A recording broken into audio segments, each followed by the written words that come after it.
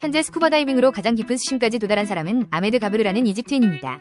가브르는 2014년 홍해에서 새로운 기네스 기록 갱신에 성공했는데요. 그가 수립한 신기록은 수심 332m입니다. 아메드는 기록 지점까지 14분 만에 내려갔습니다. 그러나 수면 위로 올라올 때는 14시간이 걸렸고 이때 소모한 감압용 실린더가 무려 90개였습니다. 그만큼 상승 시 감압 절차가 중요하다는 증거겠죠. 다이빙에서는 기압 변화로 인한 통증과 질환을 설명할 때 주로 감압병을 언급하는데요. 감압병은 혈액의 과포화된 질소의 기화 과정에서 발생하는 신체의 손상을 말합니다. 질소 기포가 혈관을 막거나 조직에 침투해서 신체 기전에 장애를 일으키는 거죠. 질소는 원래 다른 물질과의 화학 반응성이 낮고 매우 안정적인 기체입니다. 인체에도 무해하죠. 우리가 마시는 공기의 78%가 어차피 질소입니다. 들숨으로 들어왔다가 우리 몸에 아무런 해를 입히지 않고 거의 대부분의 질소가 자연스럽게 날숨으로 배출되죠. 하지만 기체의 용해도는 압력에 비례하고 다이빙 중에는 높은 수중 기압 때문에 대기압보다 훨씬 많은 양의 질소가 혈액에 녹아드는데요. 지상의 대기압이라면 이미 몸 밖으로 빠져나갔어야 할 질소가스죠. 다이빙 후 수면 위로 복귀하면 어떻게 될까요? 사람은 인구 밀도가 높은 대도시로 너도나도 몰려들지만 기체는 반대입니다. 미어터진 곳을 싫어하죠. 덜 복잡한 곳으로 움직이려는 속성이 있습니다.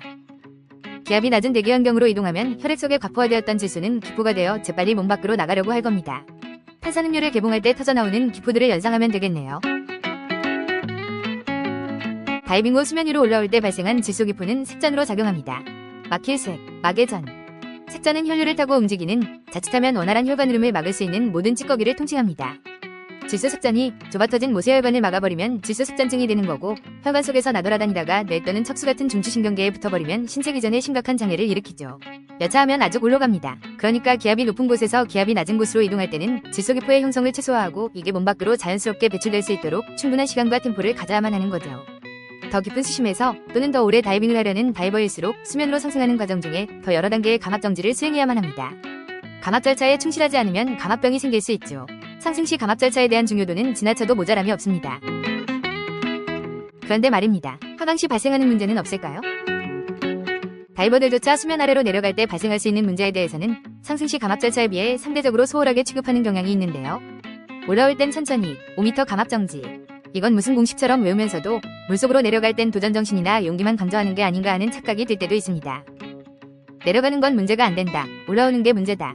다이버들이 흔히 하는 말인데요. 잘못된 생각입니다. 애초에 내려가지 않았으면 올라올 일도 없겠죠. 숙련된 다이버들은 수중 환경에 이미 신체가 적응했기 때문일 수도 있고 처음부터 다이빙에 적합한 신체 기능을 타고났기 때문일 수도 있고 아무튼 초심자들이 처할 수 있는 이상 징후나 돌발 상황을 제대로 이해하지 못할 수도 있습니다. 내려갈 때 어딘가에 문제가 생겼는데 그게 뭔지 같은 경험을 공유해본 사람이 아니라면 정확히 어떤 증상이고 무슨 상황인지를 이해하기 어렵겠죠. 사람은 겉모습만 다른 게 아니라 신체 기관도 다르게 생겼고 각 기관의 기능과 외부 환경에 대한 생체 반응도 전부 다릅니다. 우리 몸엔 기압의 변화에 민감한 기관들이 많습니다. 특히 폐포, 위, 중이 또는 충치로 구멍이 난 치아 또는 충치치료는 했지만 충전재가 느슨해져 미세한 틈이 생겼을 경우처럼 어딘가 빈 공간이 존재하는 부위는 갑작스런 기압의 변화에 취약할 수밖에 없습니다. 부비동도 그런 부위 중 하나입니다. 부비동은 두개골 내부 코 주위에 걸쳐있는 빈 공간들입니다.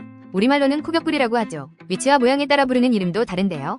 종류는 전두동, 사골동, 저평동, 상악동 총 4가지입니다. 우리말로는 각각 이마골, 벌집골, 나비골, 위터골이라고 합니다. 부비동 내벽은 점막으로 덮여있고 여기서 나오는 분비물이 콧물이 되어 노폐물을 배출시키죠. 한 개의 통로이기도 하고 두개골과 뇌의 무게를 지탱하거나 눈과 뇌를 보호하는 일종의 에어백 역할도 합니다. 부비동염을 흔히 축농증이라고 하죠. 축농증은 증상의 치중한 개념이고 부비동염은 원인에 주목한 개념이라고 보면 되겠네요. 부비동에 염증이 생기면 농성 분비물이 비강의 순환 통로를 막거나 공간 일부를 장악하는데요. 특히 전두동에 문제가 있는 상태에서 주변 압력이 갑자기 높아지면 미간과 눈썹 주위에 바늘로 찌를 듯한 통증이 발생합니다. 전두동염으로 인한 통증은 대개 기압이 낮은 곳에서 높은 곳으로 이동할 때 고통을 수반합니다. 비행기가 고고도 비행을 마치고 고도를 낮출 때, 다이빙에서도 상승이 아니라 하강할 때죠. 비행기가 고도를 낮추는 과정에서 전두동염으로 인한 통증이 시작되면 식은땀이 흐르고 아주 죽을 맛입니다. 원인을 모르는 상태에서 이 통증을 처음 경험한 사람이라면 패닉을 느끼기에 충분하죠. 각막을 가르고 눈깔 밖으로 에일리언이 튀어나올 듯한 말도 못할 고통이 순식간에 밀려옵니다. 고도가 낮아지고 기압이 높아지는 과정이 지속되니까 랜딩할 때까지 통증은 잦아질 기색도 없죠. 승무원도 랜딩 준비하려 자리를 잡은 상태라 돌아다니지도 않을 테고 설사 진통제를 달라고 해서 복용한다고 해도 약효가 발생할 때까지 시간이 걸리니까 별 도움도 안 됩니다. 이게 의외로 잘 알려지지 않은 병증이기도 한데요.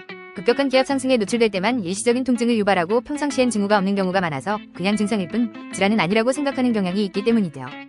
알레르기 비염이나 축농증이 있는 사람이라면 급격한 기압 상승에 노출될 경우 이런 통증이 유발될 수 있다는 점을 숙지하는 게 좋습니다. 모르고 당하면 아주 정신을 못 차립니다. 만약 자신의 병증을 알고 미리 진통제를 챙겨 먹는다면 일시적인 통증 완화에는 도움이 되겠지만 근본적인 치료일 수는 없습니다. 같은 부위에 통증이 잦고 만성두통이 있는 경우면 단순한 염증이 아닐 수도 있으니까 병원 가서 사진도 찍어보고 진찰도 받고 꼭 적절한 치료를 받아야 합니다. 비행기에서 눈썹 주위에 극심한 통증을 경험한 사람이라면 다이빙을 할 때도 똑같은 통증을 느낄 가능성이 높습니다. 사실은 비행보다 다이빙할 때가 더 문제인데요. 수심에 따른 기압 변화가 비행고도에 따른 기압 변화보다 훨씬 더 드라마틱하기 때문입니다. 지표면의 대기압은 하늘로 5.5km를 날아올라야 절반으로 감소하지만 바닷물 아래로는 10m만 내려가도 2배로 증가하죠. 부비동 통로 어딘가가 막혀있으면 물 아래로 조금만 내려가도 부비동 내부는 수중 압력 대비 완전한 음압 상태가 됩니다. 하강 과정에서 부비동염으로 인한 통증이 시작되면 답이 없습니다. 내려갈수록 통증이 심해질 가능성이 높습니다. 이퀄라이징을 해도 별 효과가 없을 테고요. 전두동에 문제가 있으면 이마와 눈썹 주위에 돌아버릴 것 같은 통증이 느껴지고 상악동에 문제가 있으면 잇몸 윗부분에 해파리한테 쏘인 건지 뭔지 정체를 알 수 없는 극심한 고통이 밀려옵니다. 돌팔이 치과의사가 충치 치료할 때 충전재를 꼼꼼하게 처바르지 않아서 치아 속에 틈새 공간이 발생했기 때문일 수도 있고요. 아무튼 다이빙 중에 이런 통증을 처음 경험한 사람이라면 대처법을 몰라 당황할 수밖에 없습니다. 다이브 테이블이고 감압 절차고 멋이고 아무 생각이 없어집니다. 얼른 물 밖으로 나가서 드러눕고 싶은 충동에 빠지게 되죠. 다이빙에선 이런 증상과 마스크로 인한 짓눌림까지 통칭해서 그냥 부비동 압착이라고 부르는데요. 단순하게 마스크 때문이면 코로 가볍게 킁하고 압력 균형을 맞춰주기만 해도 바로 해결이 되지만 눈썹, 이마, 잇몸 등에서 금세라도 모세혈관이 터질 듯할 이루 말도 못할 통증이 느껴진다면 그건 지금 다이빙을 할 수 있는 컨디션이 아니란 뜻입니다. 무감압 한개 시간까지 충분한 여유가 있거나 프리다이빙 중이라면 그냥 하던 거 다 접고 수면 위로 올라가 휴식을 취하는 것이 가장 좋습니다. 사람마다 생긴 것도 다르고 신체 기능도 달라서 간단한 이퀄라이징으로 문제가 해결되는 사람도 있고 부비동굴 통로가 아주 시원하게 개방돼서 이퀄라이징도 필요 없고 날 때부터 다이브 인자강으로 태어난 사람도 있는 겁니다.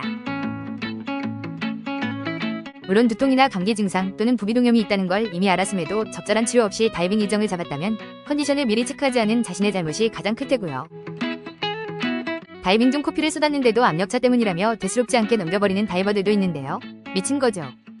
오드리 메스트리는 프랑스의 전설적인 다이버입니다. 그녀는 2002년 프리다이빙 남녀통합 세계 신기록에 도전했다가 9분 만에 입에 거품을 물고 피를 흘린 채 물 밖으로 끌려나왔고 결국 사망했습니다. 하강 중에 끊임없이 이퀄라이징을 시도했지만 효과가 없었다고 하죠. 간혹 비강 확장제로 자가 응급처치를 하고 다이빙을 즐기는 사람도 있는데요. 다이빙 중에 약효가 떨어지면 상승할 때 귀쪽으로 가스가 팽창해서 고막이 터져버릴 수도 있습니다. 수중 환경은 녹록지 않습니다. 비행기를 타고 15시간을 날아가서 그레이트 베리어 리프에 도착하면 제일 먼저 확인해봐야 할 게 뭘까요?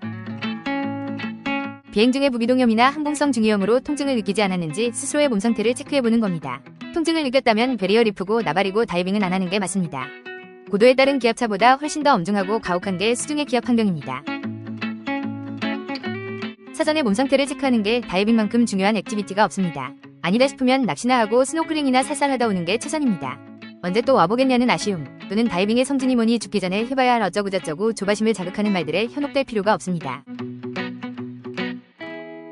자칫하다 훅 갑니다.